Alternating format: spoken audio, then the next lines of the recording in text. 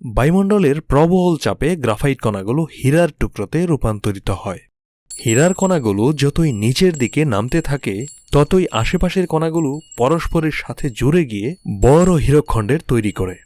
বাড়তে থাকে এর ঝলক, যা পৃথিবীর প্রাকৃতিক হীরার চেয়ে অনেক বেশি উজ্জ্বল, অনেক বেশি ঝকঝকে। কিন্তু আমরা জানি শনি বা বৃহস্পতি গ্রহের শক্ত কোনো ভূপৃষ্ঠ নেই, কারণ এই গ্রহগুলো গ্যাসীয় দানব। এমত অবস্থায় এই হীরার খণ্ডগুলো গ্যাসের আবরণ ভেদ করে যতই নিচের দিকে নামতে থাকে, আভ্যন্তরীণ তাপের প্রভাবে হীরার টুকরোগুলো গলতে শুরু করে এবং তরল হীরায় রূপান্তরিত হয়। কেবল শনি গ্রহে প্রতিবছর হাজার হাজার টন হীরার বৃষ্টি হয়, আর অনন্তকাল ধরে হচ্ছে এই হীরার বৃষ্টি।